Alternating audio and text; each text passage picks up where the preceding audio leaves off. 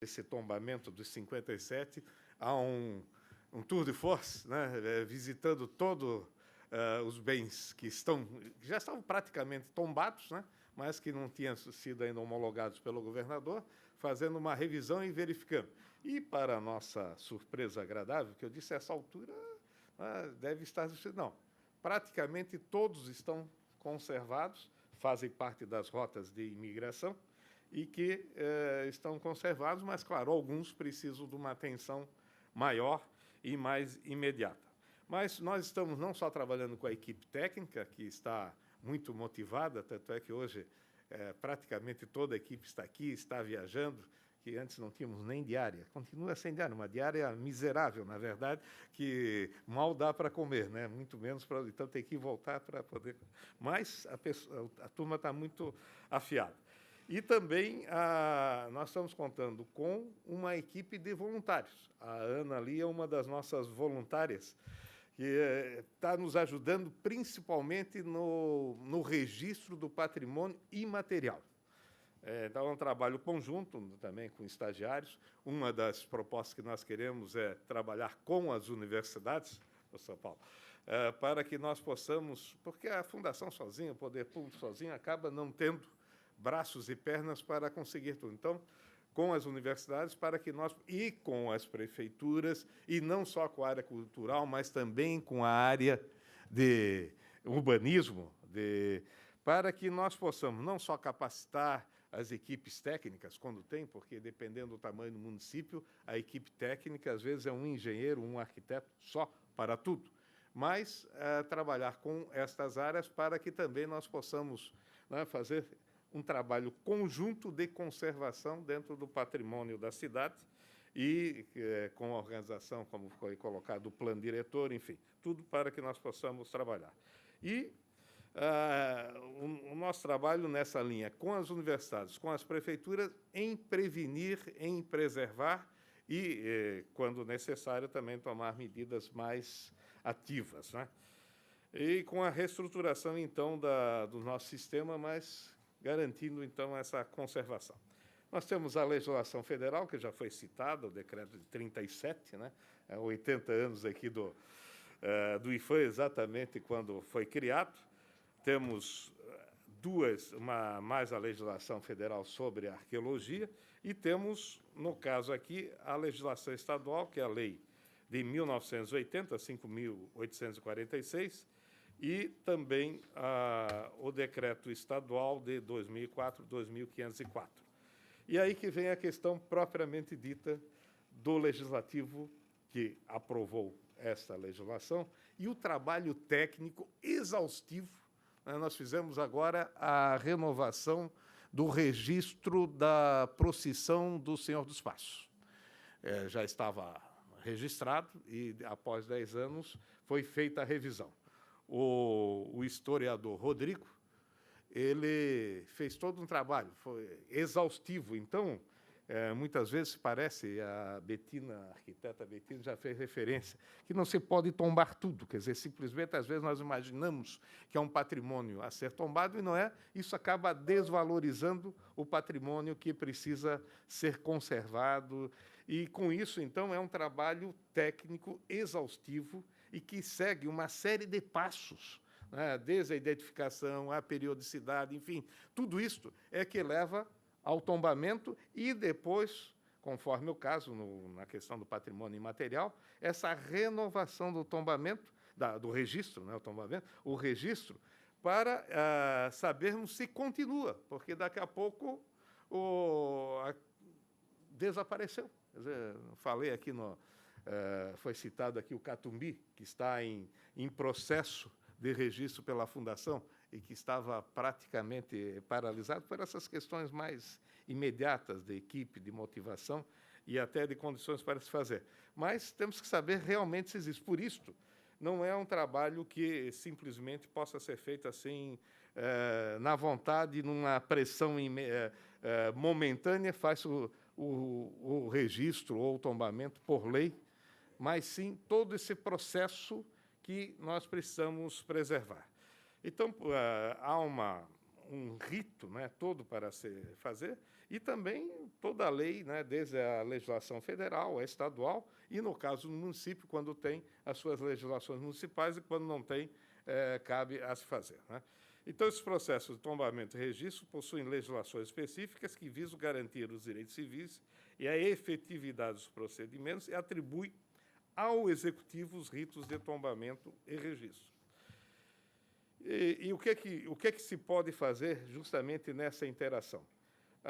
Os parlamentares, né, estão sempre em contato com a população, conhecem assim de perto as aspirações, as vontades, e como se pode trabalhar? No sentido de identificar essas demandas, encaminhar, no caso estadual, a fundação, no caso federal, o IPHAN, para se fazer análise, e, no caso, quando se trata de um patrimônio que pode ter o âmbito só do município, é relevante, mas não tem, como já foi aqui frisado, essa relevância para um registro, um tombamento estadual ou federal, mas pode ser feito no município. Então, essa indicação por parte do parlamentar à fundação e pedindo, claro, e também aí nós precisamos, isso, claro, nos aumenta a responsabilidade, a condição de trabalho que precisa ser exercitada para que também venha uma demanda desta e leve assim um tempo interminável para que venha a ocorrer o tombamento. Então, essa demanda cresce, mas garantirmos, então, essa comunicação.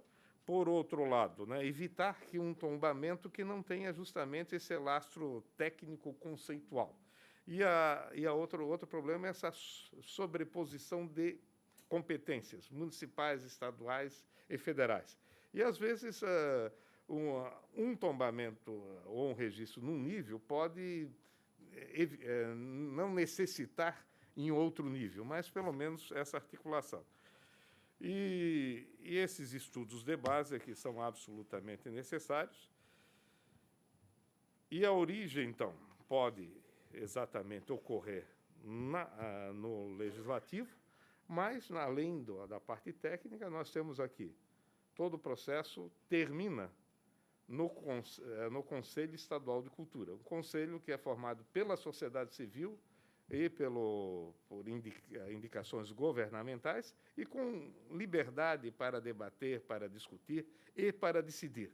Então, nós temos tanto os conselhos de cultura, como também, eventualmente, temos comissões, como aqui em Florianópolis, o COTESFAM. Então, tem comissões e conselhos específicos que trabalham e tem essa continuidade, porque, ou pelo menos deveríamos ter, né, a continuidade para evitar justamente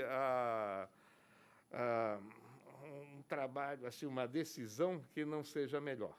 Por isso, nós nos colocamos aqui absolutamente à disposição. A legislação que foi citada aqui, que, obviamente, aqui a Assembleia Legislativa conhece sobejamente, sabe desses trâmites que são necessários. Por isso, coincidentemente, nesse dia, eu quero dizer até da importância do próprio Legislativo, nesse debate, ter mantido um veto, que foi um veto técnico. Foi justamente a Diretoria de Patrimônio, a gerência própria, que sugeriu ao secretário e, consequentemente, ao governador, que encaminhou o veto a esse projeto de lei e outros que têm acontecido, para que nós possamos seguir essa tramitação e garantir a solidez deste ato de tombamento ou de registro. Então, nós estamos aqui colocando, né, obviamente, porque somos servidores públicos e a nossa função é exatamente esta, de trabalharmos de forma técnica, com diálogo, né? Estamos, assim, sempre à disposição para virmos à Assembleia, à Comissão de Educação e Cultura, os técnicos, para esclarecerem, debaterem e demonstrarem a importância do que está sendo sugerido, mas também a necessidade de seguirmos toda essa tramitação, porque só assim é que o bem vai ser tombado ou registrado, porque isso também depois tem consequências. Agora mesmo nós terminamos, felizmente foi lançado o edital Elizabeth Anderle, que era outra reivindicação grande, conseguimos lançá-lo, conseguimos. Nós gostaríamos de ter um pouco mais de recursos, sabe? Mas foi uma luta grande do Conselho Estadual de Cultura. Antes de assumir, já estava no orçamento. Nossa, mas a deputada sabe que entre o orçamento e a execução tem uma distância, né? Nós conseguimos executá-lo. Nesse prêmio, um dos prêmios é exatamente sobre o patrimônio. E quando o bem não está regularmente tombado, pode chegar no momento que diga, bom, teria que ser um bem tombado regularmente, seja para esse prêmio ou tantos outros prêmios que nós temos nacionalmente, ou mesmo concessão de auxílios federais, estaduais ou mesmo municipais. Bom, se o patrimônio está devidamente, regularmente tombado, pode ter acesso e pode ser aquinhoado com um auxílio ou mesmo um financiamento, né? E se não está, depois, mas a legislação não foi seguida, a entidade está certa de que foi feito o tombamento regularmente, não segue os trâmites regulares e acaba posteriormente sendo prejudicada. Então, o objetivo, ou a não ser que se mude toda a legislação e diga, não, agora é apenas um ato legislativo que é suficiente. Mas o que nós queremos aqui, depois daquela excelente exposição sucinta, mais profunda da nossa arquiteta Betina, nós sabemos, assim, quão diversificado, e nós somos um estado que são 23 etnias, né? Quer dizer, então, é uma diversificação enorme e que nós precisamos preservá-las, e, para isso, precisa todo um trabalho circunstanciado. Então, assim, para finalizar, eu gostaria de reforçar esse ponto. Estamos aqui, a todo momento, dispostos a discutir. O nosso jurídico da Secretaria e da Fundação já tem demonstrado muito essa preocupação, e também a preocupação em não seguir o trâmite regular, e também de ter que sugerir um veto que sempre causa, às vezes, uma tensão desnecessária, e o que nós estamos aqui todos é para construir, e principalmente para preservar, promover a cultura, preservá-la, todo esse patrimônio, e assim nós podemos fazer mais. E o outro ponto vital para tudo isso é financiamento, né? O financiamento, infelizmente, ali na Fundação, quando cheguei, não existia praticamente, né, nenhum tostão, né, para investir. Felizmente, tivemos o Elizabeth Anderle, que não é, né, mas dá um alento na realidade.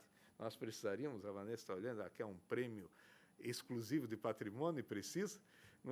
Na proposta de orçamento, nós já colocamos um valor ali, mas vamos ter que brigar muito com a Fazenda. Agora, quando chegar aqui, deputado, queremos ter seu apoio, não só para manter, mas, se possível, remanejar alguns recursos também para a cultura, em especial para o patrimônio. E a outra é a questão da mudança da legislação, seja pela que o presidente do Conselho já fez menção, né? Nós já temos hoje uma legislação federal de fundo e de mecenato, e que nós precisamos também, aqui no âmbito estadual, revisar o fundo e termos um mecenato reinstituído.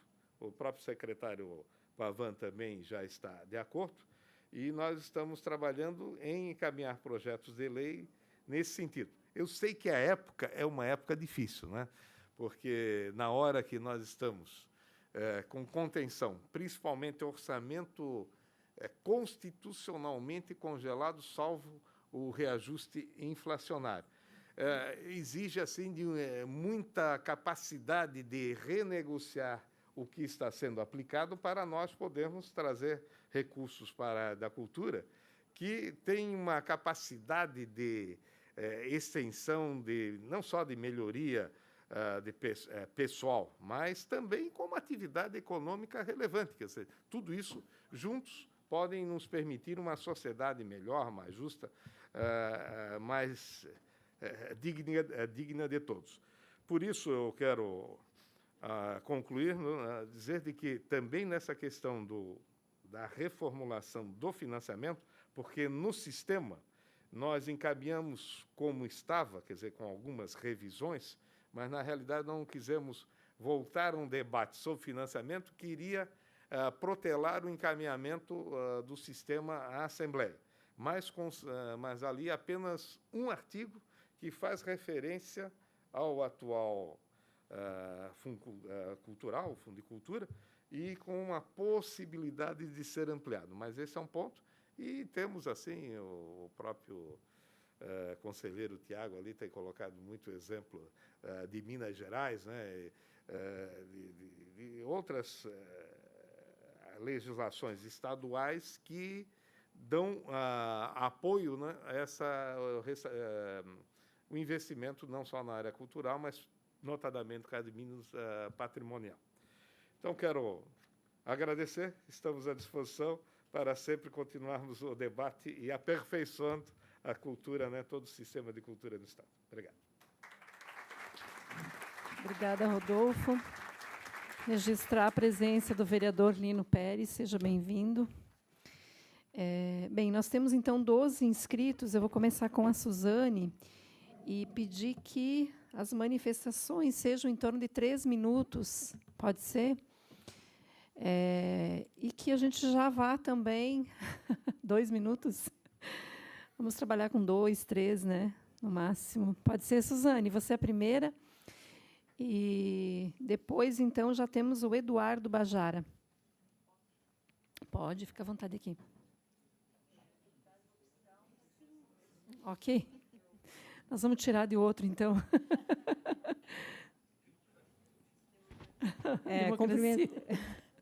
Cumprimentando a deputada Luciane Carminati, eu cumprimento os membros da mesa e a todos os presentes. Parabenizo a iniciativa da deputada na realização da presente audiência pública. A Associação Catarinense Conservadores e Restauradores de Bens Culturais, durante os seus 30 anos de atuação, tem se dedicado a colaborar com as instituições culturais preocupadas com a preservação do patrimônio cultural de caráter material, uma vez que os objetivos dessa associação estão diretamente ligados aos profissionais que trabalham com a conservação e a restauração dos bens móveis, imóveis e integrados. Com o objetivo de aprimorar a gestão e o fomento do patrimônio cultural catarinense, a associação produziu um documento com sugestões e recomendações já encaminhadas à deputada e à Fundação Catarinense de Cultura e que será entregue publicamente nessa audiência. Esse documento enfatiza a necessidade da adoção de políticas públicas permanentes e contínuas que tenham por objetivo prever ações de proteção, de conservação e restauração, de fomento e de promoção do patrimônio cultural, pois os bens culturais são frágeis e, caso não sejam preservados e recuperados dentro das técnicas adequadas, poderão desaparecer definitivamente sem chances de resgate.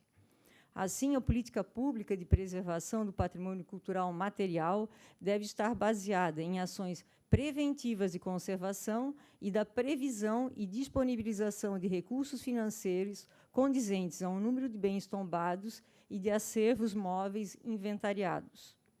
A principal ação para a viabilização das políticas públicas do patrimônio cultural é a aprovação pelo Legislativo do projeto de lei do Sistema Estadual de Cultura, incluindo o Plano Estadual de Cultura, a nova composição do Conselho Estadual de Cultura e, posteriormente, o Fundo de Cultura. Como ações específicas para o patrimônio cultural, propomos as seguintes ações de fomento. Primeiro, a criação da Lei de Incentivo à Cultura, que é um mecenato no âmbito estadual. O professor Rodolfo já fez referência. Segundo, a criação de um edital de estímulo ao patrimônio cultural, ou seja, um edital específico para o patrimônio cultural. Terceiro, verificar a possibilidade de adequação para a realidade de Santa Catarina da Lei de Minas Gerais, a Lei 18.030 de 2009, intitulada Lei Robin Hood, que dispõe sobre a disposição de parcela do produto da arrecadação de ICMS aos municípios para promover a preservação do patrimônio cultural. Quarto, a inclusão pelo Executivo como atividade permanente, o item conservação e manutenção das edificações tombadas e de propriedade do Estado de Santa Catarina nas peças orçamentárias Plano Plurianual, Lei de Diretrizes Orçamentárias e Lei do Orçamento Anual. Ao Legislativo caberá verificar a inclusão deste item nas peças orçamentárias e garantir sua efetiva aprovação para que a conservação preventiva seja uma realidade para os imóveis públicos tombados em território catarinense, tendo o Executivo e o Legislativo como protagonistas em ações dessa natureza. Quinto, a criação, junto ao BADESC, de um novo programa voltado à preservação do patrimônio cultural com ênfase na conservação e restauração de bens culturais, incluindo acervos de valor histórico, artístico e cultural, e na implementação, na atualização e na criação de museus, de arquivos e de centros culturais. O Estado também deverá estimular os municípios a adotar sua política de preservação do patrimônio cultural, acompanhada de uma legislação específica de fomento que contemple fundo e lei de mecenato, e para os imóveis tombados, a lei de redução e isenção de IPTU, além da apropriação dos instrumentos urbanísticos contidos no plano diretor. Quanto à atual estrutura de gestão do patrimônio cultural, que hoje se dá através de uma diretoria na Fundação Catarinense Cultura, sugerimos a criação do Instituto do Patrimônio Cultural Catarinense e a criação do Sistema Estadual do Patrimônio Cultural. As propostas aqui apresentadas, de modo bastante sintético, visam contribuir para efetivar uma política pública para o setor. Uma sociedade desenvolvida reconhece seus bens culturais e, consequentemente, conserva seu patrimônio para poder transmiti-lo às gerações futuras. Assim sendo, torna-se dever e uma missão de responsabilidade de todos os catarinenses preservar este patrimônio e, consequentemente, consolidar sua política de gestão e monitoramento. Obrigada. Passo às mãos da deputada o documento que a gente já encaminhou de maneira informal, mas que agora a gente faz de maneira pública. Muito obrigada a todos.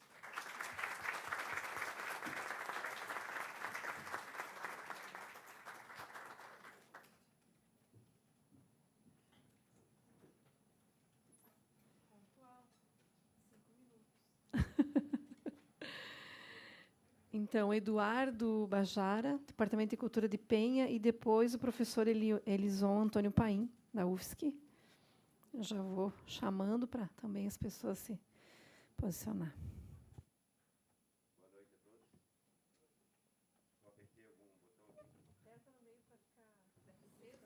Boa noite a todos. Eu quero cumprimentar a deputada e parabenizá-la por este momento. É realmente o papel do agente público e político fazer com que esses momentos aconteçam, proporcionar à sociedade organizada estes momentos para que a gente consiga alcançar aquilo que a gente busca. Eu venho de Armação de Itapocorói, lá em Penha, que vocês conhecem como cidade do Beto Carreiro, né? E foi citada aqui pela arquiteta, né, uma tela do Debré, chamada Itapocorói, né, que ela tropeçou, né, no nome Itapocorói, que deriva de muro de pedra. E eu venho tão somente com um pedido que já passei às mãos da deputada Luciane Carminati e também ao presidente do Legislativo, o senhor deputado Silvio Drevec, solicitando um olhar carinhoso da Fundação Catarinense de Cultura. Quisera eu saber, com antecedência, que vocês estariam aqui, e o IFAM também, porque são quase 20 anos de tombamento da nossa capela de São João Batista, localizada lá em Armação de Itapocorói, e nesses quase 20 anos, que se farão em abril do ano que vem, ela recebeu apenas uma visita desse órgão, que foi quando ela foi incendiada, em 2005. Né? Então, ela realmente necessita de uma atenção urgente e urgentíssima, como eu coloquei ali, e vocês receberão um ofício da minha mão lá, na SOL, na FUFCC, no IFAM. Se tiver que ir a Brasília, eu vou também, porque ele é um bem histórico muito importante para aquela comunidade. Para vocês terem uma ideia, quem lembra do Brasão de Florianópolis vai ver 2 datas lá, 2 anos marcados. Alguém lembra os anos? 1726, não é isso? que é a data do primeiro chego aqui, de algum navegador, e depois 1900 e tantos anos, 38, eu acho, que deve ter sido a emancipação política. Nós temos registros hoje de uma embarcação portuguesa aportando em Armação de Tapocorói em 1715, 11 anos antes de eles chegarem aqui, nesse lugar chamado de Desterro. Então, a importância deste bem tombado, há quase 20 anos, é realmente muito relevante. Eu peço que, encarecidamente, cada um dos representantes aqui, dos órgãos estaduais, e vou levar isso até o conhecimento também do secretário Leonel Pavan, lá na SOL, vou percorrer todos os caminhos possíveis, aqueles que eu conseguir chegar, para que aquele bem seja realmente, ou tenha realmente o devido carinho e uma visão diferenciada, porque muito se fala, muito se prega, é muito bonito o discurso, e quando nós chegamos na nossa cidade, a nossa comunidade sofre. Para vocês terem uma ideia, nós recebemos hoje, dado atual, 2.200.000 turistas em Penha, devido ao fato de abrigarmos o Parque Beto Carreiro. Eu, como coordenador de cultura, queria e não posso abrir a capela por um dia para receber um turista, porque eu tenho vergonha e eu não posso abrir. Ela está cerrada pela Cúria Metropolitana de Blumenau, porque ela não oferece condições nem de visitação. Deixo aqui o meu lamento, o meu pedido de SOS, a toda a representação cultural catarinense.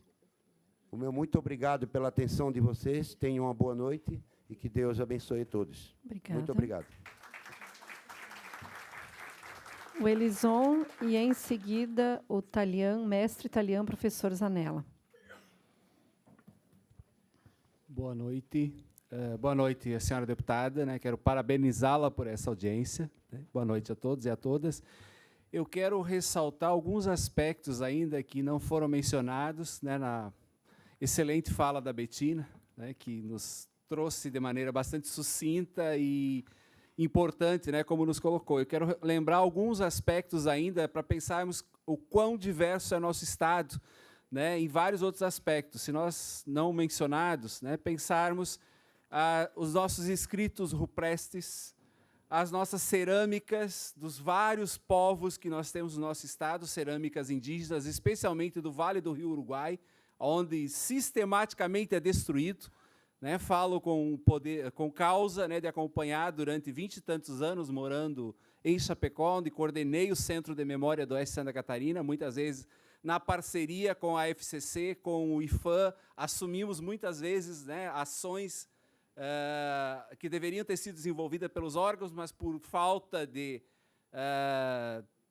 financiamento mesmo, de condição financeira, nós acabávamos assumindo o papel dos órgãos enquanto centro de memória. Então, desse local, pensarmos também as populações quilombolas, os diferentes povos de origem africana que tem nesse nosso Estado, que são sistematicamente negados, negligenciados na memória, no patrimônio desse Estado, como se nada existisse se essa população não existisse. Lembrar desses. Lembrar da população cabocla, de grande parte do oeste catarinense, do meio oeste catarinense, do contestado, que tem todo um modo de vida e que não aparece praticamente na oficialidade do Estado, quando pensamos apenas a imigração. Precisamos pensar também essas populações, pensar isso, pensar esses diferentes aspectos. Pensar, inclusive, pensar também o patrimônio cultural escolar, que nós trabalhamos sistematicamente junto à deputada, com vários outros colegas de universidades, criamos um projeto de lei, o qual foi vetado, e está engavetado, está parado até hoje, aonde nós pensamos a escola como um espaço inicial de formação para o patrimônio, para pensar o patrimônio. Se um estudante, um jovem, uma criança, está numa escola que está caindo na sua cabeça, embora seja tombada, como nós temos várias nesse Estado, como é que essa criança, esse jovem, amanhã depois, irá defender ou pensar em preservar patrimônio? Não há como. Não há como. Aonde nós temos escolas que foram destombadas e muitas destruídas. Temos escolas centenárias, quase centenárias no nosso estado. Várias. E não existe ação do próprio governo do estado, do próprio estado de Santa Catarina, que é quem deveria preservar, é o patrimônio público, né, e deveria ser pensado. Então, nesse sentido, pensarmos também o patrimônio. Não só o patrimônio material, mas a documentação das nossas escolas, que é sistematicamente destruída. Né? Eu e vários colegas desse estado, em várias universidades, enquanto pesquisadores da área de História da Educação, na relação com o patrimônio escolar, sofremos muito, porque nós não temos os documentos, o material todo das escolas é destruído sistematicamente. Conforme o diretor que entra, ele faz a sua faxina. E tivemos, em vários momentos do nosso estado, sistematicamente a orientação da Secretaria Estadual da Educação para a destruição da documentação escolar. Década de 80, 90 foi sistemático, né, quando se implementou aspectos de qualidade total em nosso estado, incentivado pela Secretaria de Educação, pelas GEREDs, hoje, na época, né, as UCRES, a destruição de material. E assim vários outros aspectos. Né? E aí, nesse sentido, precisamos aliar a isso tudo a educação patrimonial. Porque sem educação patrimonial, sem pensarmos na formação para as questões do patrimônio das nossas crianças e dos nossos jovens, dificilmente terão futuro. Daqui a pouco, nós todos que estamos aqui iremos para outro plano. E quem dará continuidade se nós não fizermos o trabalho de educação patrimonial? Né? Nesse sentido, então, enquanto formador de professores que venham há mais de 30 anos nesse estado, trabalhando com essas questões, inicialmente no Oeste de Santa Catarina e mais recentemente, há 5 anos, na Universidade Federal, onde pensamos, a partir do curso de História, a partir dos cursos de formação de professores, a partir do mestrado e doutorado em Educação, o qual eu estou coordenador, né, também pensarmos essas questões. Enquanto grupo de pesquisa, Patrimônio, Memória e Educação, que sou vice-líder, também vemos pensando e nos preocupando com essas questões da educação patrimonial. E é um aspecto que não pode ser desvinculado de tudo que já foi falado aqui. Sem essa relação da educação patrimonial, dificilmente avançaremos. Precisamos, como o professor Rodolfo, outras falas já vieram nesse sentido, pensarmos parcerias. Né? Nós somos uma diversidade de universidades, e eu conheço relativamente as universidades desse estado, onde são ações pontuais, isoladas. A Uno Chapecó, a Unoesc lá no Oeste, a Univille, a Univale, a Unesc, são projetos, existem centros de memória, existem N espaços gerenciados por essas universidades. Temos um mestrado em patrimônio nesse estado, que é a Univille, né? Temos grupos de pesquisa pensando o patrimônio, temos pessoas em todas essas universidades com ações, mas são ações isoladas. Precisamos pensar formas de unir isso, unir com o IFAM, unir com a FCC, com a Assembleia Legislativa e todos esses órgãos, né, para pensarmos um plano mais amplo para as nossas questões patrimoniais. Formarmos essa base, olhar essas questões. Né? E aí eu tenho usado uma máxima, né, em vários espaços, em vários onde eu tenho escrito, né, que para pensarmos patrimônio, nós precisamos pensar que ninguém ama o que não conhece. Se não conhecemos o nosso patrimônio e não ampliamos essa discussão, dificilmente as pessoas irão respeitar os patrimônios. Muito obrigado.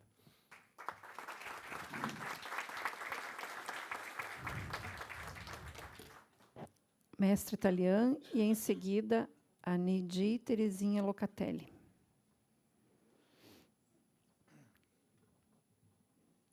Senhora Luciane Carminati, excelentíssima deputada estadual e presidente da Comissão de Educação, Cultura e Desporto. Hoje nós íamos entregar um documento à senhora e para as demais autoridades e fazer uma fala sobre.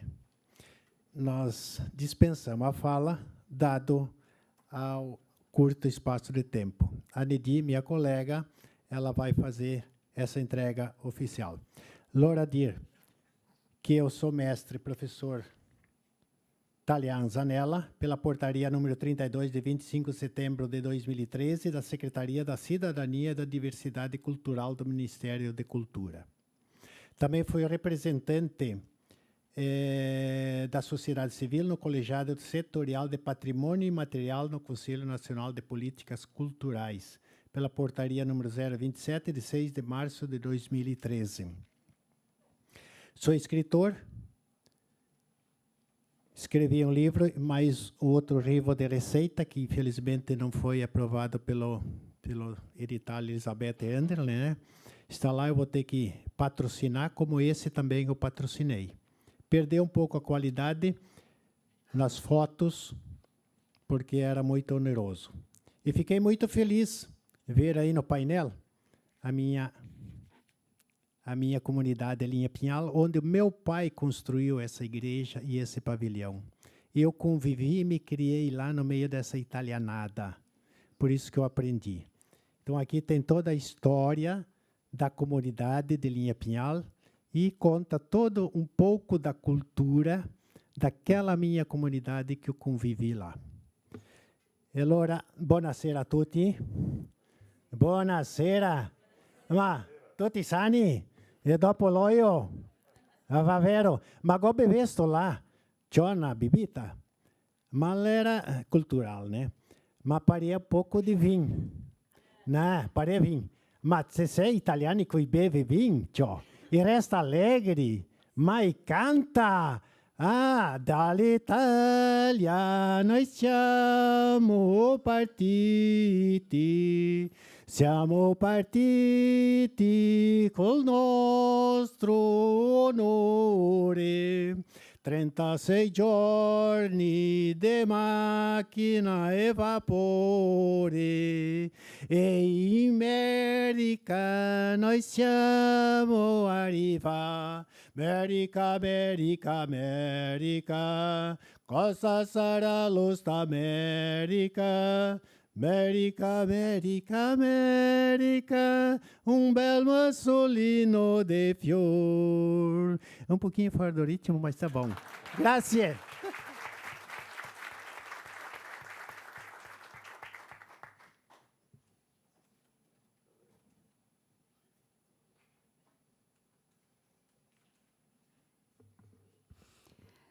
Buonasera. Buonasera, buonanotte dopo, né? Que andamos a dormir.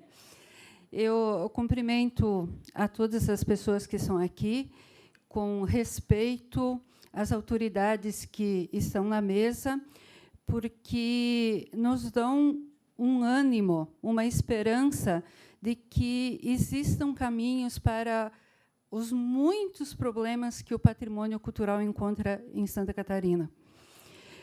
Eu acredito que, nesse momento, fale alguma coisa que seja também da concordância dos demais que estão aqui. Lamentamos a ausência do Ministério Público, que também foi convidado, também da Secretaria de Estado da Cultura, e apoiamos a fala da deputada Luciane de que o projeto de lei deva, sim, passar pela Comissão de Cultura. Concordam?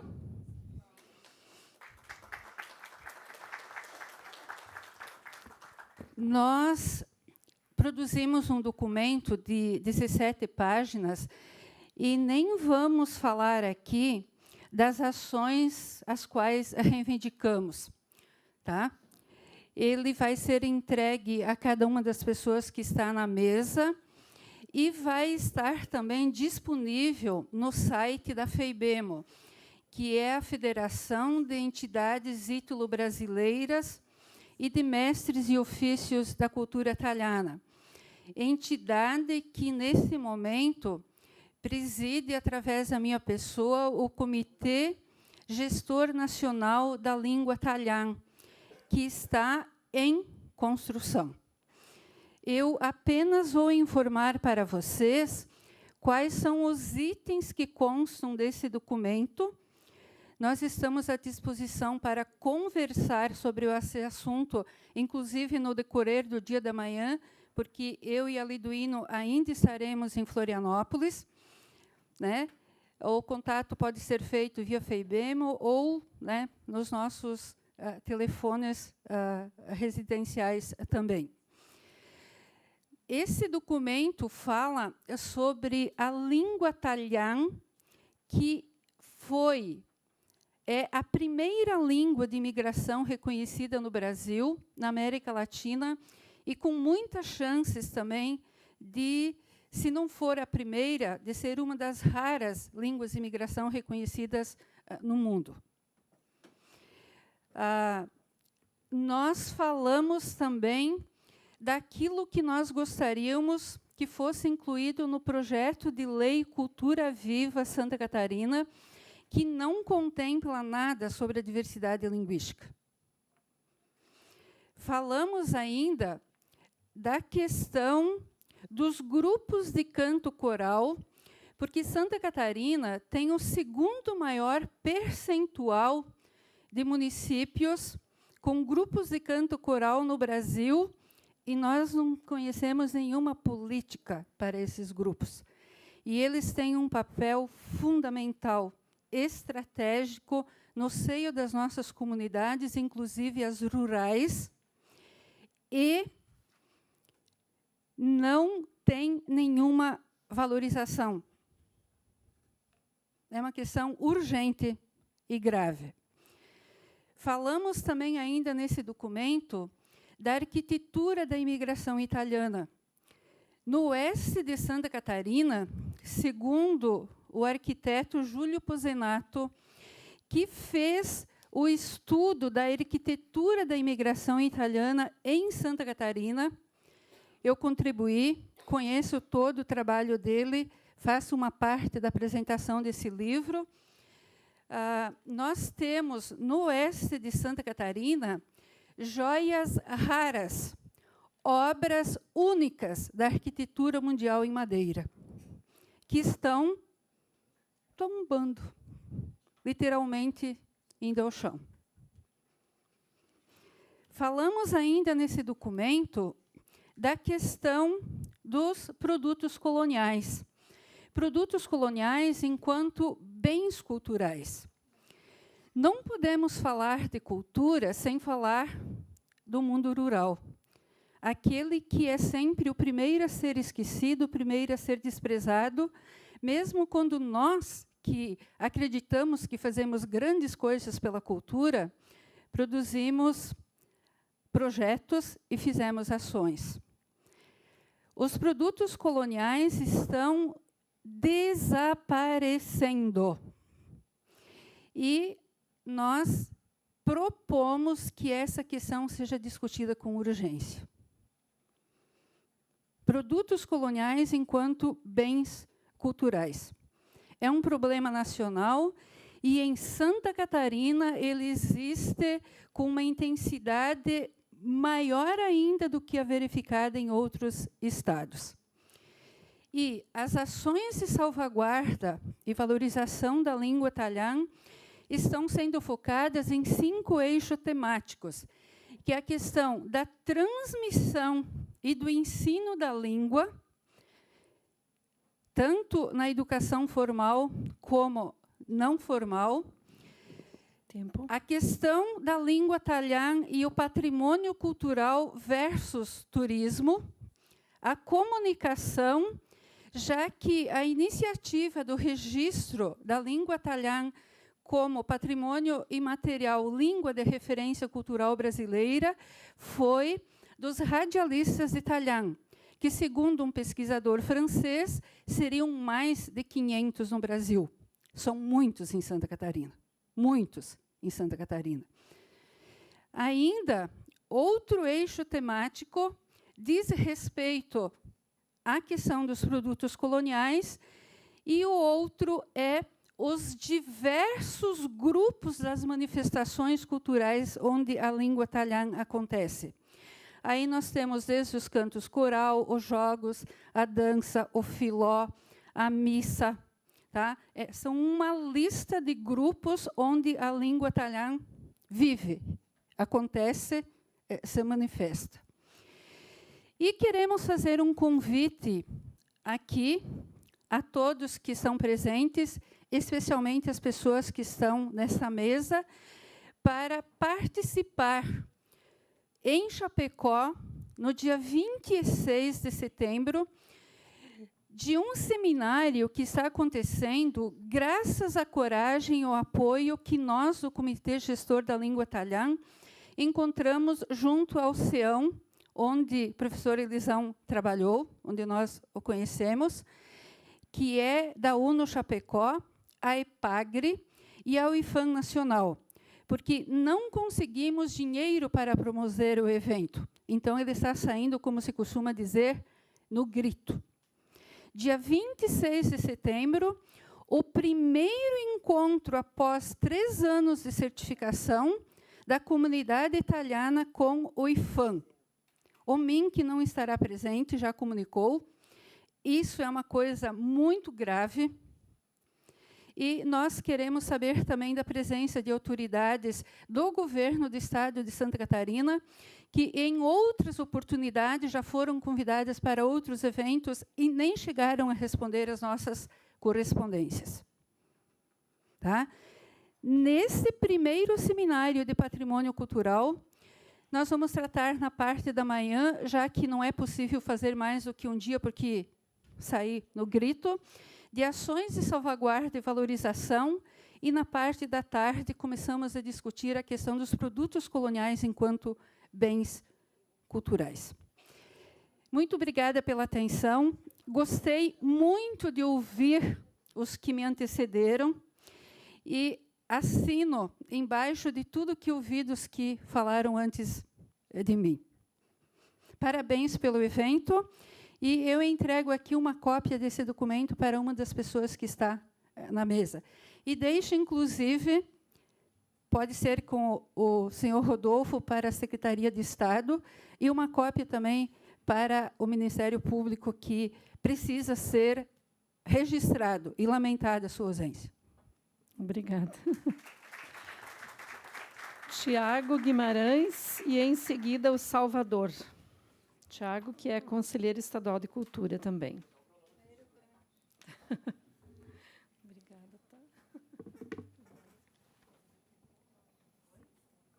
Alô, senhoras e senhores, boa noite. Cumprimentar a mesa em nome da deputada Luciana Carminati. Também cumprimentar aqui a arquiteta Betina, que pela excelente apresentação. Minha fala vai um pouquinho no sentido que onde a Betina e a Suzane Albers já colocaram, nos instrumentos de controle e de gestão da administração pública no que tange à cultura, principalmente a área de patrimônio cultural que tanto nos afeta, né? Então, senhores, esses instrumentos de controle passam pelo Plano Plurianual, Lei de Diretrizes Orçamentárias e Lei Orçamentária Anual.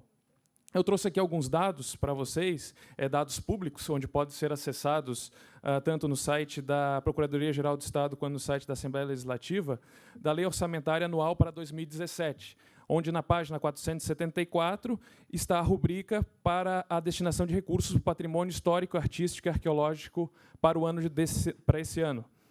Pasmem, R$ 755.439.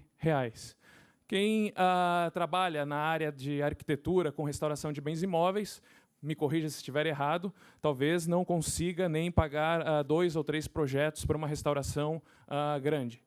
Então, fui procurar na Lei de Diretrizes Orçamentárias para o ano de 2017 para o ano de 2018, que vai guiar essa lei orçamentária anual, que já está sancionada, inclusive, que é a Lei 17.219, de 27 de julho de 2017, onde eu me assustei. Por quê? Porque nessa Lei de Diretrizes Orçamentárias, que vai ditar as prioridades da administração pública estadual para a cultura, não faz nenhuma menção ao patrimônio histórico, artístico e cultural.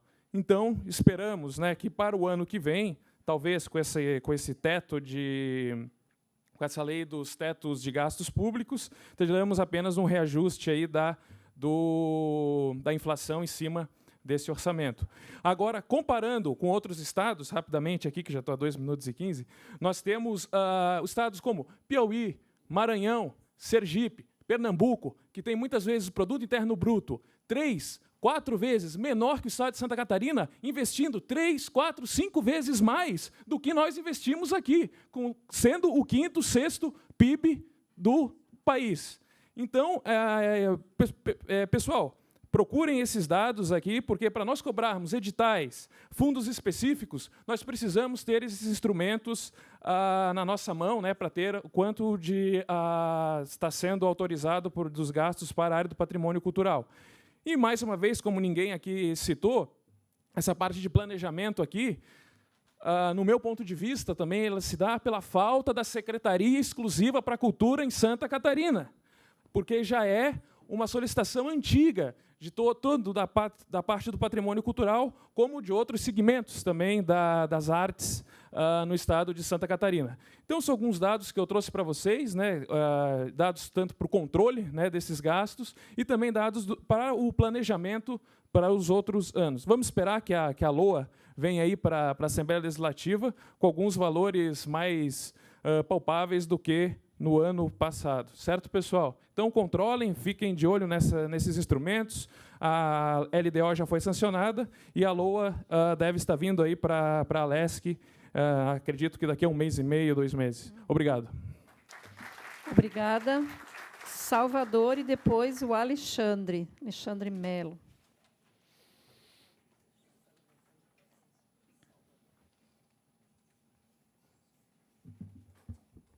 Boa noite, deputada, membros da mesa, boa noite aos colegas. Meu nome é Salvador Gomes, eu sou coordenador das Fortalezas da Ilha de Santa Catarina, que é uma coordenadoria vinculada à Secretaria de Cultura e Arte da nossa Universidade Federal. E, claro, como vocês sabem, a gente é responsável pelo Santa Cruz de Ayatomirim, a Fortaleza de Santa Cruz de Ayatomirim, de Santo Antônio de Ratones e São José da Ponta Grossa. E não preciso dizer, acho que todo mundo aqui conhece os desafios, ou pelo menos imagina os desafios pelos quais a gente, Universidade Federal, passa para conservar esse patrimônio, né? Bom, a minha fala aqui, na verdade, é mais para fazer parte deste trabalho, me colocar à disposição para a gente construir também a preservação desse patrimônio, né? No ano passado, de 2016, nós tivemos 165 mil pessoas que visitaram as 3 fortalezas. A gente vem num crescimento de visitação que, desde 2012, representa 27,7% no acréscimo de visitantes. E, desses últimos 5 anos, são 719 mil pessoas que tiveram nas nossas fortalezas e tomaram ciência, conheceram esse patrimônio. Tanto é que Santa Cruz de Ayatomirim e Santo Antônio de Ratones são hoje listadas entre as 19 fortificações do país para concorrer a patrimônio mundial. Então, a gente está numa fase bem importante no trabalho com as fortalezas, né? E, dentro da coordenadoria, a gente entende que esse patrimônio não é da UFSC, ele está sob os cuidados da Universidade Federal, mas, como esses números mostram, a gente tem uma grande visitação, a gente tem um potencial turístico já consolidado com esses números, né? Então, é interesse, a gente entende, também do município e do Estado para trabalhar esses patrimônios, né? E, claro, que também, como parte das atribuições da universidade, é divulgar a história que envolve todas essas fortalezas, que é a própria história de formação de Florianópolis e de Santa Catarina, né? Então, na verdade, a minha fala aqui é mais para colocar à disposição. A gente, obviamente, precisa de recursos como todo mundo, mas a gente também pode estabelecer parcerias para melhorar a experiência turística disso, talvez com guias, com tudo. Há muita coisa para a gente discutir, eu queria mais me colocar à disposição, informá-los também dessa nossa candidatura, que, na verdade, a gente já vem trabalhando na mídia há algum tempo. Não trouxe documento nenhum, deputada, mas eu trouxe postais, se alguém quiser levar para presentear algum conhecido. Estão aqui. Tá bom? Muito obrigado. Muito bom. Boa noite. Pode fazer a entrega, tenho certeza que todos nós queremos. O Alexandre e depois o Marcelo.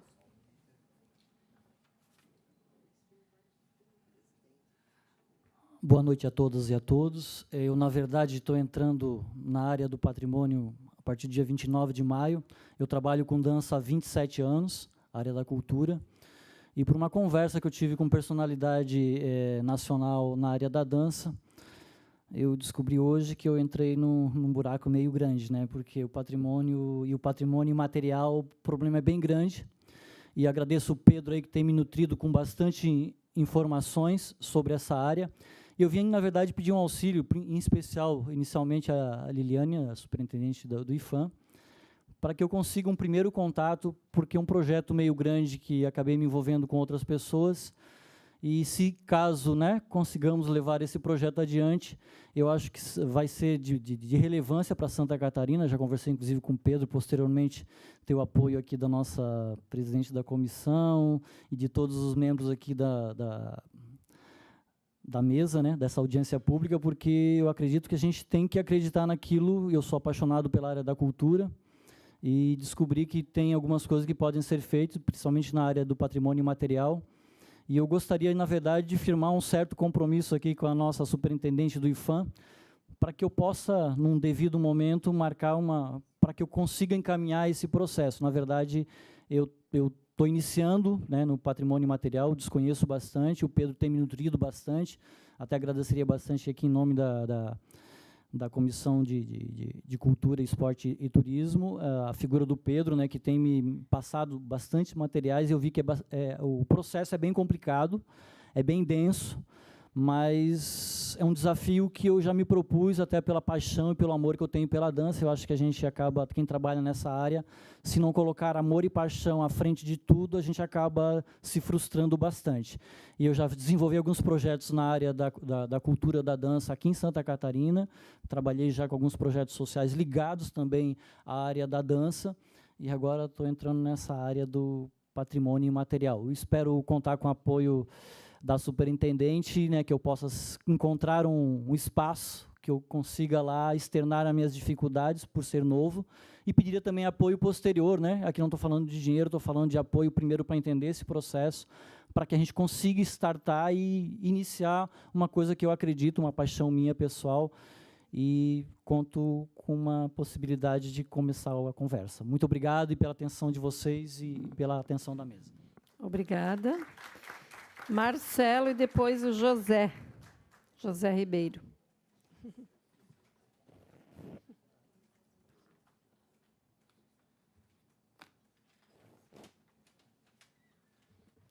Espero que o Marcelo seja, não sei se tem mais alguém. Queria dar boa noite a todos, cumprimentar a deputada pela iniciativa e, bom, parabenizar a nossa Betina pelas palavras, um bálsamo para o espírito. Mas a minha fala vai no sentido do que chamou atenção, a fala da Liliana, superintendente do IFAM, sobretudo em dois aspectos. Primeiro, que já foi tratado por outros, trata das competências e responsabilidades do poder público no trato do patrimônio, que é uma competência intransferível, daquelas ações de que o poder público não pode transferir a responsabilidade para outros. Um outro aspecto que foi tratado também passa pela questão da educação patrimonial. E daí eu peço licença se eu vou tratar de um assunto nebuloso, espinhoso, delicado, mas entendo ser extremamente necessário. Eu sou professor de sala de aula, patrimônio é conteúdo curricular, e nós abordamos a questão do patrimônio. Anos atrás, fui chamado a atenção da minha coordenadora pedagógica porque iria introduzir questões relativas a Franklin Cascais, por conta da comunidade, as forças reativas que atuam na comunidade, que entendiam ou tinham dificuldade de entender questões relativas a lobisomem, bruxas, que traz a obra do Franklin Cascais. Porque isso é minha preocupação. A cultura talvez seja um dos setores mais transversais de atuação. E essa comissão, que é uma comissão de educação, cultura, eu chamo a atenção para o seguinte: como nós iríamos tratar a questão do patrimônio de forma autônoma no âmbito do ambiente escolar, com um projeto de lei, inclusive que foi dada entrada hoje, projeto de lei 290 de 2017, que é o programa Escola Sem Partido. Como?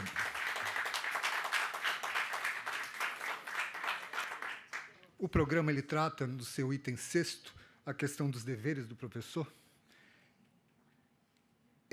O que é abordar um tema de forma justa, abrindo mão de tratar questões ideológicas, religiosas, morais e políticas. Fazer arte e cultura é, antes de tudo, um ato político. Como que nós vamos tratar de temas e não falar em política, trazendo questões relativas aos quilombolas, trazendo questões relativas aos rentros, né, a religiosidade africana e a questão da demarcação de terras indígenas. Me pergunto como. Não tenho a solução. Trago para o debate. Acho que esse é um debate legítimo para trazer esse assunto. Parabenizar novamente a deputada pela iniciativa. Muito obrigado.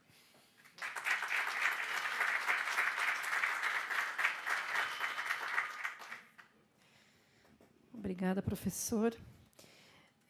O José Ribeiro e, em seguida, Giana?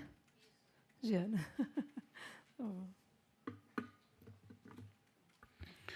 Boa noite a todos, a todas. Saudar a mesa na presença da deputada Luciana pelo empenho e pelo esforço que tem feito, e aproveito também para saudar toda a bancada, porque algumas questões que tocam especificamente ao movimento negro têm tido algum pouco andamento dentro dessa casa por conta da senhora, da bancada, que tem se colocado nesse sentido.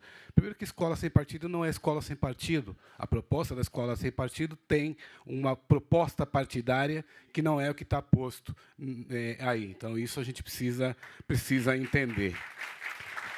E, muito brevemente, porque o prazo está... primeiro, colocar o Conselho Estadual da População Afrodescendente na proposta de apoio a as demandas que estão surgindo nesse sentido. E talvez aqui fazer um pedido com alguma preocupação para algumas questões, como, por exemplo, a alçada do Cruz e Souza, que está numa situação lamentável, e a gente já questionou isso, tanto à prefeitura do município quanto ao Estado, e a gente não está conseguindo entender efetivamente como é que isso acontece. Eu acho que é fundamental que se tenha isso para discutir. Eu acho que retomar essa possibilidade do Catumbi, eu acho fundamental. Eu acho que, como foi dito aqui, das questões quilombolas, tem uma série de questões que não dá para a gente colocar nesse momento, mas elas são fundamentais, e até mesmo para a gente entender que, dentro desse processo de construção desse mosaico, que é a nossa formação, me parece que a cultura trazida pelos escravos, ou pelos colocados na condição de escravo, ela tenha uma primariedade para muito do que a gente vai discutir a posterior. Ou, quando não, ela caminha de uma forma muito próxima. Então, eu acho que é importante que a gente tenha atenção para essas coisas, como das cachoeiras, como dos clubes negros.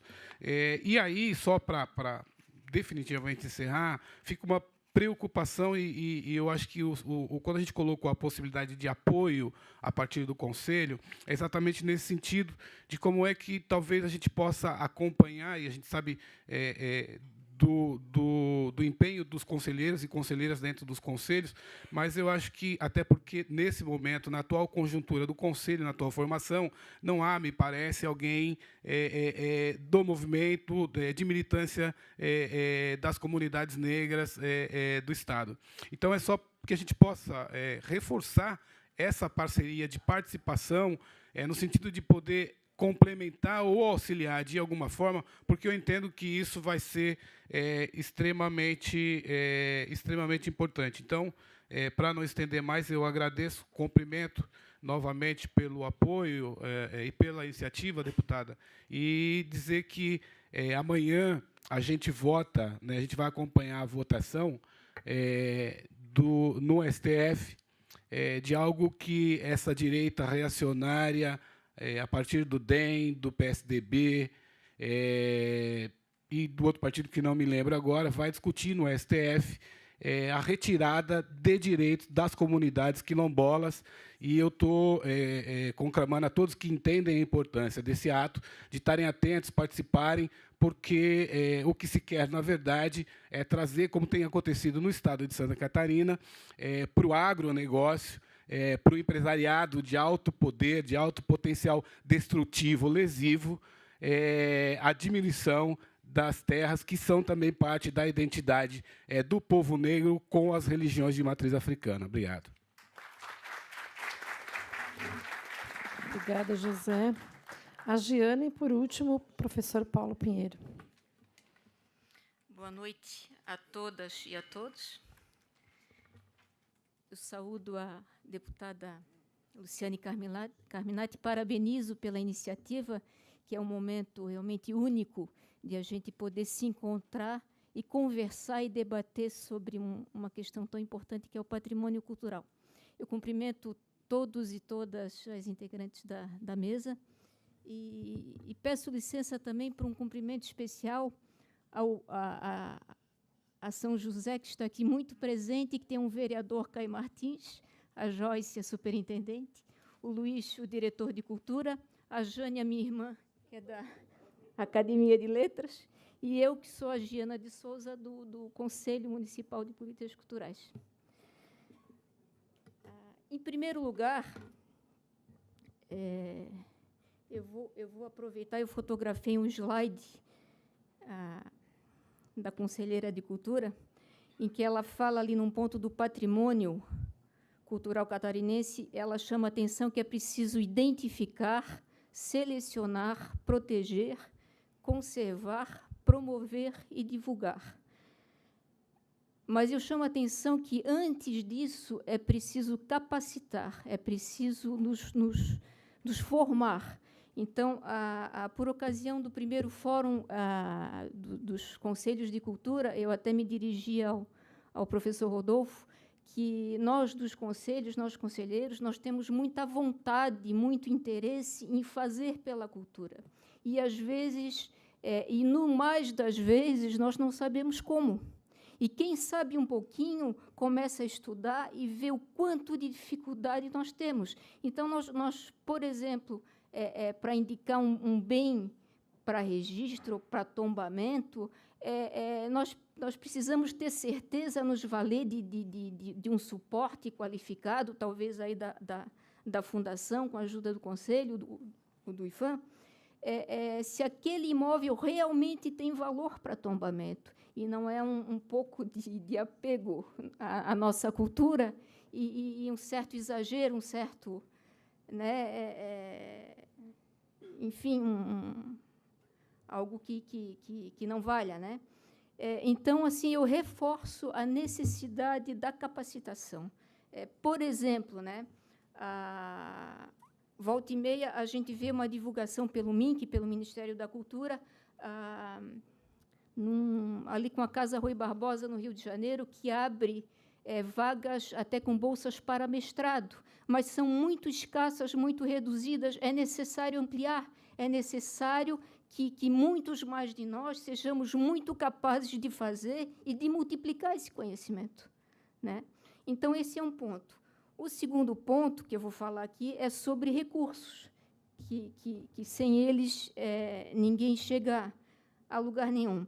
Então, por exemplo, o caso do Estado de Minas Gerais, do ICMS, lá eu não sei se chama ICMS, me parece que até é ICM, ele é um exemplo realmente maior que temos no Brasil. Então, eu penso que sim, que nós devemos copiar. E de que maneira? O que acontece? A alíquota lá me parece que chega a 2%, ou próximo disso, e aqui em Santa Catarina eu tenho certeza que nós encontraremos muita resistência para brigar por essas alíquotas, por esses valores. Então, eu trago aqui uma sugestão, que é a questão assim, do incremento do ICMS. Eu vou dar um exemplo. A telefonia celular. Até um tempo atrás, só a mensalidade da telefonia ou a compra de créditos incidia ICMS. num determinado momento, a Procuradoria do Estado de Santa Catarina ingressou na Justiça para fazer incidir ICMS sobre a taxa de adesão e obteve ganho de causa. Então, isso é um incremento no ICMS. Eu não sei se todos aqui conhecem o regulamento do ICMS de Santa Catarina.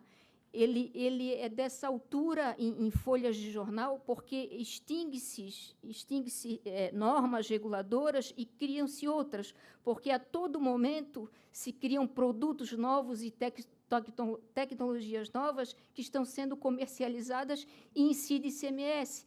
Então, por exemplo, nós da cultura poderíamos brigar por esses incrementos, essas novidades que vêm para o regulamento e que não vão mexer com o que já está posto. As novas receitas, né? Outra coisa também, as loterias, né?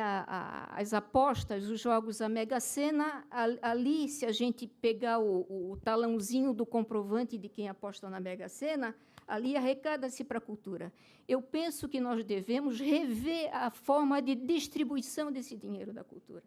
Né? E mais uma coisa, uma terceira sugestão, tramita, eu não sei se hoje ainda está, me parece até com o senador catarinense, o senador Dário Berger, um projeto para legalizar os cassinos, o jogo de bicho. Eu sei que é um tema que tem gente que é contra, tem gente que é a favor, há toda uma polêmica nesse setor. O fato é que ele, uma vez já foi legalizado, depois foi criminalizado e está em vias de legalização. Querendo ou não, a gente sendo contra ou a favor, ele existe. Eu vou dar um exemplo para vocês. Eu tenho 51 anos de idade e, há 49, eu tinha na frente da minha casa, no Centro Histórico de São José, um ponto de venda de jogo de bicho. Né? Eu creio também que, recentemente, deputada Carminati, essa casa extinguiu a Codesc. Eu acho que faz o quê? A Codesc, eu sei que eu já advoguei para casas de bingo aqui em Florianópolis, no Estado. Ela para quem não sabe, ou para quem é mais jovem, ela é uma entidade assim, com uma arrecadação, é uma entidade estatal para cuidar da arrecadação de jogos, né, de bingos, de apostas. Então, o dinheiro que gera nesse setor é tremendo, e que, se viesse essa arrecadação, a incidência de tributo, podia vir para a cultura. Né? Então, eu penso que nós devemos nos articular e brigarmos lá nas casas legislativas federais para propor um projeto lá para que esse dinheiro, que certamente será aprovado aí de cassinos e jogos, jogo de bicho, venha para a cultura. E com um detalhe muito importante, eu não sei se vocês sabem, que além de se passar a tributar o empresário que faz o empresário do jogo de bicho, o bicheiro, que ele não recolhe nada para o Estado e só paga propina para... Não vou me enroscar aqui no discurso, né? Mas a gente sabe para quem, porque também na frente da minha casa eu sou testemunha e vejo. O que acontece? Aquela pessoa simples, o apontador da aposta, o anotador do jogo, se ele ingressar na Justiça do Trabalho e pretender os seus direitos previdenciários e trabalhistas, a Justiça do Trabalho não reconhece. Né? Por quê? Por ser uma prática ilegal dele também, ele é um trabalhador como qualquer outro e não tem os seus direitos reconhecidos. Então, é uma maneira, eu defendo a legalização por essas razões, de reconhecer os direitos dessa pessoa e arrecadar para a cultura, porque, de fato, ele existe. Né? Então, o que acontece? Eu me coloco à disposição para, eventualmente, redigir algum texto, propor. Eu não trouxe hoje aqui nada pronto, mas eu me coloco à disposição. Eu penso até que nós deveríamos formar uma comissão para, talvez, aí discutir e propor, né, trazer para o Conselho Estadual, a Fundação e aqui a Assembleia, e nos articularmos a nível nacional para defender esses projetos. Ok. Só para finalizar, deputada, até no intuito de lhe parabenizar, uma colega que, dentre tantos que falaram bem aqui hoje, eu não lembro o nome dela, reclamou aqui da ausência do representante do Ministério Público. Levi? Ledi, a minha irmã, que já foi conselheira estadual dos direitos da mulher e é conselheira municipal em São José, e eu também sou, nós tivemos aqui cerca de uns 10 dias atrás, deputada. A deputada também teve uma iniciativa assim, fabulosa, em razão... Desculpe eu fugir, mas eu acho que o registro é importantíssimo, deputada. A passagem dos 11 anos da edição da Lei Maria da Penha, e a deputada teve uma iniciativa também muito feliz de trazer aqui uma discussão, porque até hoje a Lei Maria da Penha não é implementada, não é efetivada no Estado de Santa Catarina e nem nos municípios. E nós aqui viemos debater também e discutir uma maneira de fazer com que a Lei Maria da Penha aconteça. E eu não sei se é bom a presença de um representante do Ministério Público ou se é ruim, porque tu não queres saber o que nós ouvimos aqui nessa audiência. O representante do Ministério Público, na ocasião dele de falar, ele emitiu opinião pessoal, dizendo que a experiência dele de promotor é de que as mulheres só apanham ou só morrem porque bateram antes nos homens. Então, eu não sei se é melhor essa cadeira vazia ou ela preenchida. É lamentável, né? Nos chocou muito essa fala. Eu me lembro que eu comentei com a minha irmã, a sua expressão aí foi... Fiquei assustada. É terrível, né? Isso. Então, eu agradeço e parabenizo também os colegas que falaram e os colegas presentes, agentes, atuantes da cultura. Muito obrigada. Obrigada, Jane. Paulo, você é responsável por dar a bênção final. Imagina. Bom, boa noite, senhoras e senhores. Boa noite, deputada. Queria parabenizar pela iniciativa, né, e cumprimentar os membros da mesa, né, partir do episódio já relatado pelo senhor Marchetti, né, do Irani,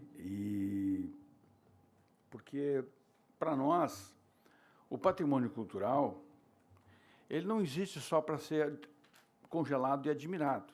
Ele é um instrumento de educação, né? Ele é um instrumento de reflexão, é um ícone de memória e algo que é trabalhado, né? Trabalhado por professores, ou seja, a cultura ela existe porque ela propicia esse movimento.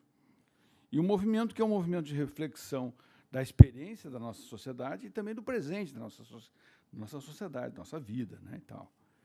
Então, a iniciativa do Paraná nos chocou muito pelo fato de ser a iniciativa original deles, né, que eles divulgaram no site paranaense, que era de glorificar, só aparecia o nome do comandante, o coronel João Alberto Gomes de Sá, né, que foi a pessoa que investiu sobre os sertanejos no Irani, né, mesmo quando já tinha havido uma negociação mediada pelo prefeito de Palmas, né, onde todos tinham concordado em 3 dias para dispersar a concentração do Irani. O próprio José Maria, o monge, estava providenciando isso. Mas ele soube que ia ser atacado no 2º dia e se preparou para isso. E, de fato, houve um ato desleal do comandante da Polícia do Paraná naquele momento e um ataque aos sertanejos, né? Então, o que resultou naquela tragédia de mortes dos 2 lados, e da Cova dos 21, e de outros tantos que morreram depois do combate, né, que a gente tem notícia, tanto por parte dos soldados como por parte dos sertanejos, né. O João Alberto, o corpo dele foi retirado e foi enterrado com muitas pompas em Curitiba. E os soldados paranenses foram abandonados ali junto com os sertanejos. A população local fez o sepultamento na Cova dos 21, né? Então, hoje, no Parque Histórico do Irani, existe o túmulo do monge José Maria, existe a Cova dos 21, existe o local do combate do Irani existe o cemitério do Irani, que é do lado do museuzinho, ali né, naquela região. Nos últimos anos, nos últimos 40, 50 anos, tem toda uma nova historiografia, uma nova sociologia, que tem até estudado as razões internas dos movimentos dos sertanejos, dos caboclos da região.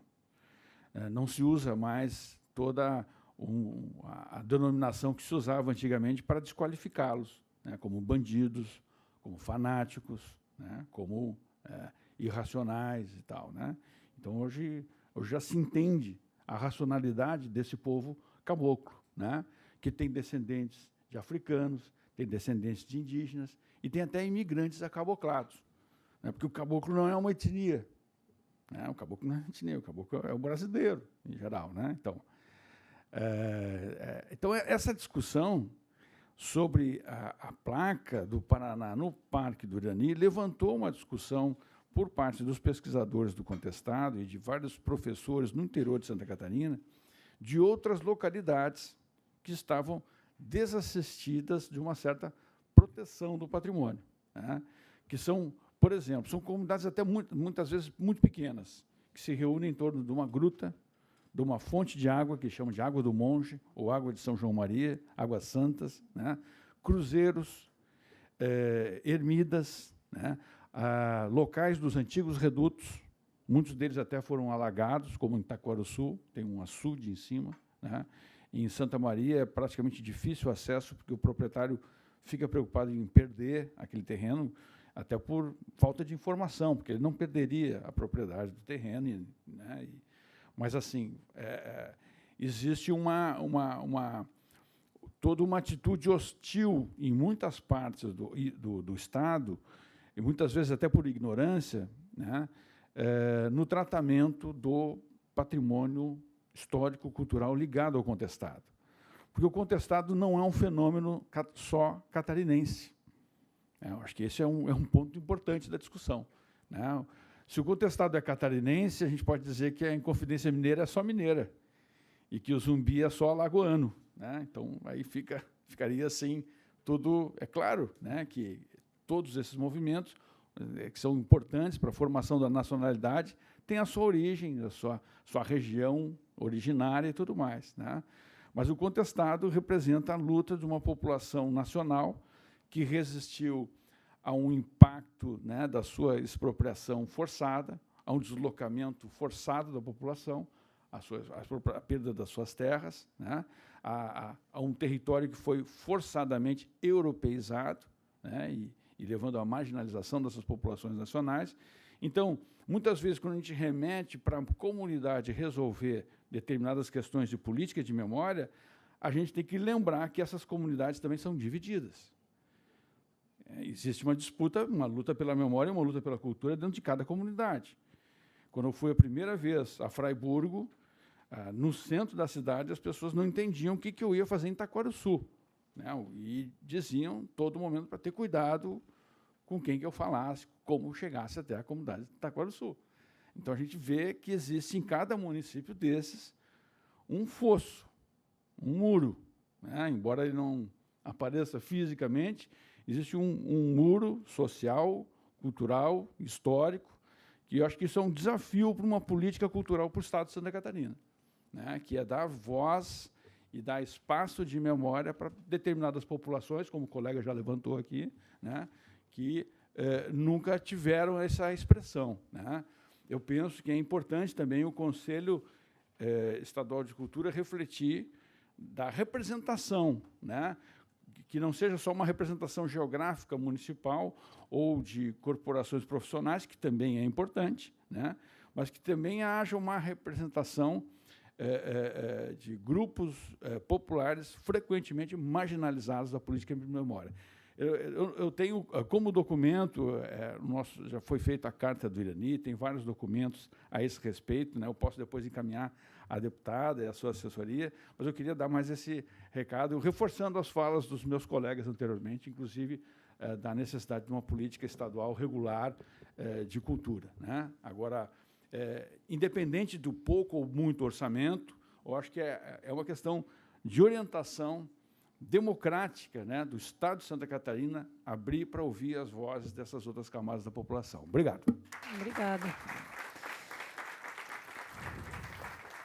Então, para a gente encerrar aqui, eu quero só fazer algumas menções. A UNO Chapecó, através do SEON, nos mandou uma carta, que é pública aqui, acesso a todos, sugerindo várias ações em relação a esta audiência.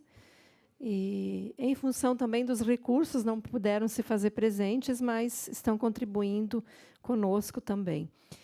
E registrar que nós fizemos toda a transmissão ao vivo pelo nosso Face, então, se alguém quiser recuperar as falas de alguém, utilizar, está à disposição. Tá? Terceira informação. Hoje foi dada entrada aqui, por parte de um deputado da Escola Sem Partido. Tá.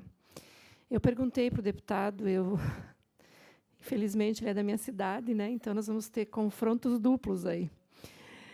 Eu perguntei a ele por que apresentar um projeto dessa natureza, se ele tem noção o que significa e se ele está preparado para o debate. E ele disse, estou preparado, sim, porque eu não quero uma escola que doutrine alunos. Eu disse, o que é doutrinação para você? A doutrinação é guiar sob um pensamento único. Eu disse, então, você derrube o teu projeto, porque o teu projeto quer exatamente a negação da criticidade. Vocês querem um único viés fundamentalista, religioso, e eu fui colocando alguns elementos que nós que estamos no dia a dia da educação, né, da luta por uma educação democrática, a gente sabe que isso é mais do que está colocado, que é o medo na cabeça do professor. Infelizmente, é isso que está posto, né? Tirar a autonomia, o protagonismo de um profissional da educação. Então, vocês podem ter certeza que essa guerra vai ser muito minha, tá? Questão de honra. Como presidente da Comissão de Educação, esse projeto passa pela educação. E nós vamos fazer tudo o que precisar para jamais permitir que um projeto dessa natureza seja apreciado. Na manifestação agora, né?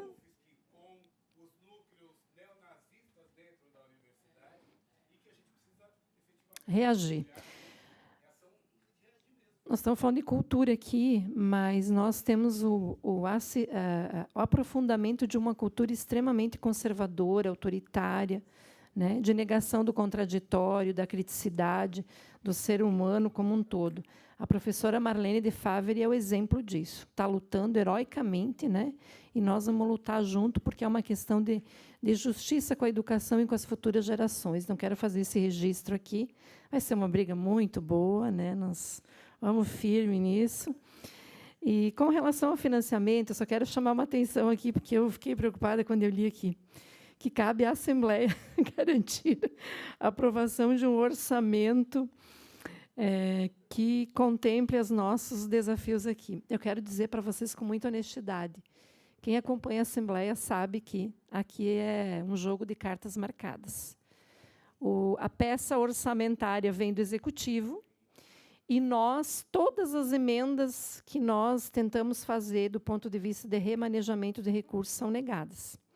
Então, o debate do orçamento ele é muito difícil e tem que ser feito muita pressão.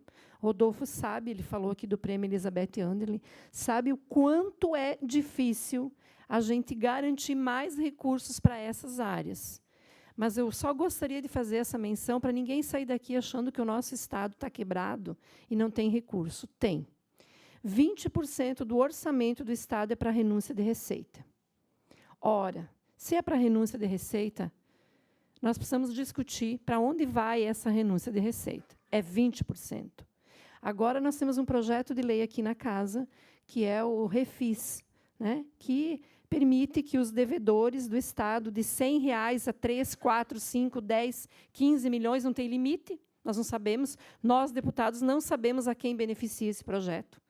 Nós temos uma imaginação, né, de que ele é para beneficiar aquele e aquele.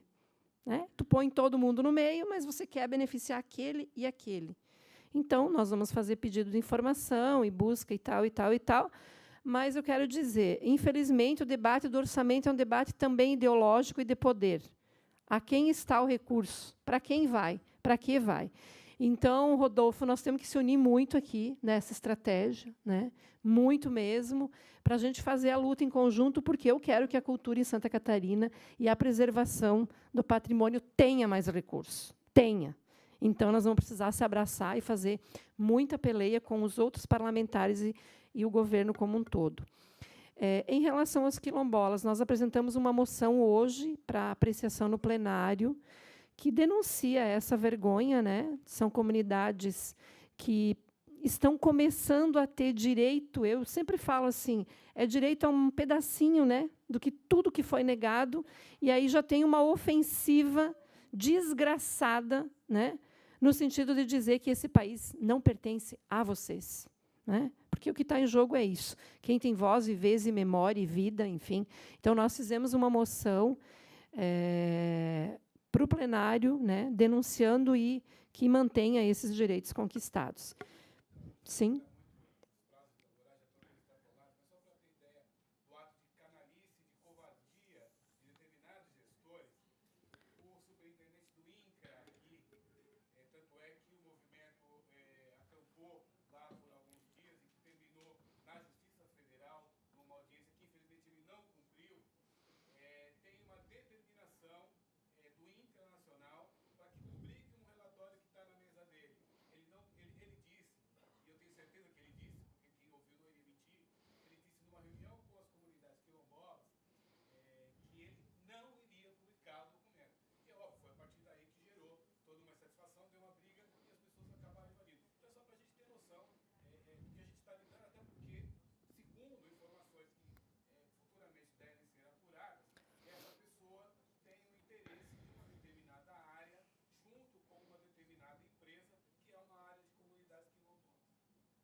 É isso.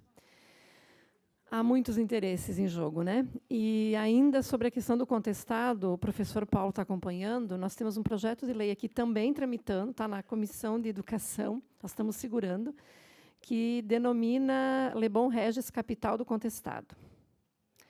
Então, bom, quem é Lebon Regis? Representa realmente a capital. Veja como a capital do contestado. Então, como que você lida com isso? É de origem de um parlamentar, né?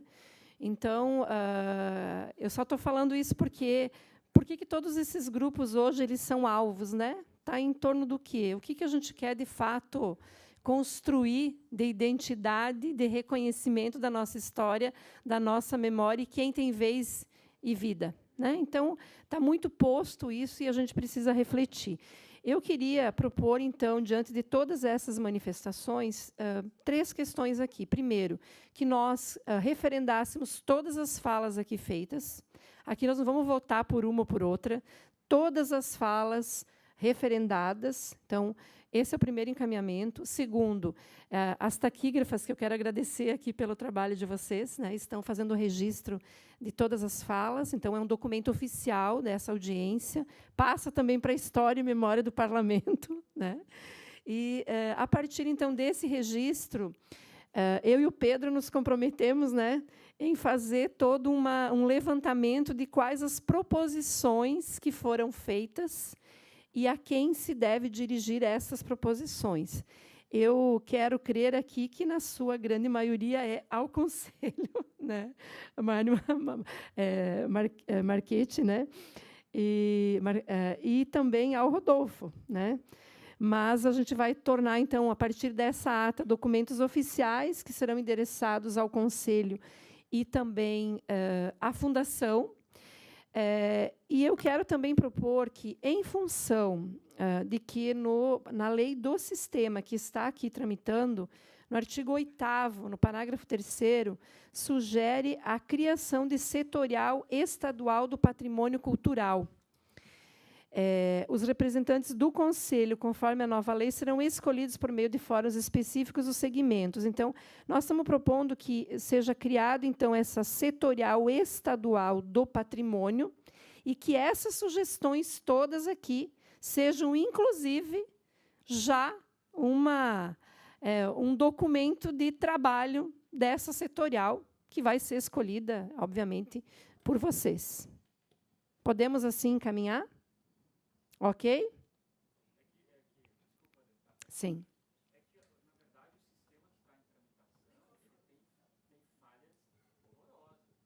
Sim. Quer falar? Microfone.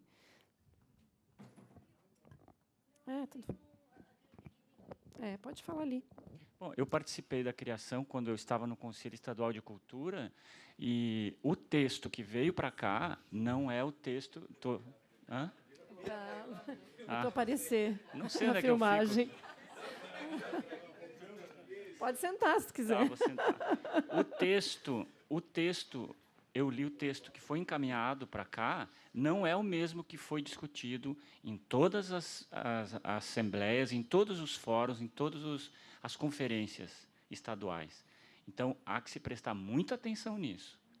Então, talvez fosse o caso de, sei lá, eu já, desculpa a expressão, estou de saco cheio de toda essa discussão, porque é inacreditável que se tenha tanta... São o quê? Pelo menos uma década de conferência, sabe? Para chegar aqui, o Poder Executivo encaminhar um documento que está fora daquilo que foi discutido. Uhum. Aliás, vários pontos, vários. Um deles, por exemplo, só para que eu lembro agora de memória, é que todas as conferências solicitavam uma secretaria exclusiva de cultura, certo? E não está ali. Mantém a SOL, que é para mim uma coisa abstrata e totalmente fora, mantendo, ou seja, sei lá, tem várias questões ali que eu posso até depois, sim, a gente pode debater isso daí. Então, na verdade, o sistema ele está monstruoso. Ele tem uma legislação que pouco diz. Ela recomenda, usa verbos na abstração, tipo, vamos garantir, não sei, como é que você se garante? Entende? Vamos, sei lá, não lembro agora, mas é muito abstrato, ou seja, talvez um sistema estadual de cultura, um plano estadual de cultura, ou eu chamaria de Estatuto Estadual da Cultura, basta ter 20 artigos. Não precisa ter toda aquela ladainha e toda aquela construção, ainda mais quando vem o oposto daquilo que foi discutido nas conferências. Então, há que se tomar bastante cuidado. Queres fazer aqui? Os 2 anos que participamos do Conselho anterior a esse, o texto que circulou no Conselho sempre foi entendido como resultante dessa soma histórica e não houve, nos 2 anos do mandato que participei, nenhuma alteração produzida no âmbito do Conselho. Pelo contrário, sempre houve a advocacia do respeito àquilo que fora fruto dessa história que você registra. Deixa eu só propor um encaminhamento aqui sobre isso exatamente, porque eu acho que deixa eu só propor um encaminhamento aqui. Em relação ao sistema, bom, ele começou a tramitação agora. Todos vocês podem, inclusive, sugerir emendas modificativas, supressivas, e nós vamos garantir o debate na comissão afim, que é da cultura, tá bom? Eu só queria, para nós não abrir um debate aqui, porque, né, não, mas contemplando, inclusive, a tua preocupação, que ela é legítima, né? E eu acho que a gente precisa consensuar essas questões todas, né? Aqui ninguém é dono da verdade, senão a gente vai contra tudo que a gente discute, né? Mas acho que precisa considerar. Então, a minha proposta é que, em relação ao sistema, a gente abra uma outra discussão, né? Nós já tínhamos discutido isso, eu e o Pedro, como que nós vamos tratar do sistema. Então, é um debate que nós temos, inclusive com o Rodolfo, já várias vezes a gente tentou conversar e não deu. Algumas vezes eu não consegui estar na agenda, depois o Rodolfo, enfim. Mas a gente tem que tratar disso. Nós vamos tratar disso com muita seriedade, porque é um documento, se torna uma lei, né? E eu acho que nós precisamos acertar isso para que, de fato, nós possamos ter um avanço em relação a isso. Então, em relação ao sistema, a gente vai cuidar disso, né, num outro encaminhamento. Agora, em relação a essas pautas de hoje da audiência, poderemos encaminhar dessa forma? Pode ser assim? Então, eu quero agradecer, né, a todos os presentes, a todos os persistentes que ficaram até o final. Acho que foi muito positivo esse debate todo, né? Não termina aqui, não pode ser ponto final, eu diria que é ponto e vírgula, né? Nós precisamos continuar esse debate que nós iniciamos hoje do ponto de vista do parlamento, e assim o faremos. E eu quero deixar aqui o registro da comissão com as portas abertas na condição de presidente da Comissão de Educação, Cultura e Desporto. O Rodolfo pediu a palavra? Não, só para... Uma coisa simples, antes de encerrar, é que nós fizemos um seminário no Museu Histórico, exatamente sobre patrimônio em risco, não faz um mês, e agora convidá-los a todos, dia 29 e 30, haverá um novo seminário sobre patrimônio em Lages, junto na Fundação Cultural de Lages, já que o assunto que está sendo tratado é exatamente esse. Quanto à proposta do sistema, essa proposta foi encaminhada e temos como a debatida pelas conferências. É claro que pode, no caso da secretaria, e é uma estrutura de governo que existe hoje e que acompanhou esse assunto. Mas, de qualquer forma, eu quero dizer que foi encaminhada, passou pelo Conselho e estamos encaminhando com a proposta que foi discutida. É claro que sempre podem ter alguns ajustes que foram feitos, redacionais e outros, né? Mas estamos à disposição para o debate, cumprimentá-la mais uma vez, só deixar esse convite, porque como são as pessoas todas envolvidas na área, esse evento agora, dia 29 e 30, em Lages. Ok. Obrigada a todos os membros da mesa, obrigada a todos os participantes. Depois também a gente tem, daqui a alguns dias, talvez uns 10 dias, já a ata à disposição de todos, para que possam acompanhar e monitorar as ações que foram levantadas aqui. Sim. Ah, sim. Encaminhar por e-mail. Ok, vocês têm interesse com a ata? Encaminhamos a ata também. Obrigada.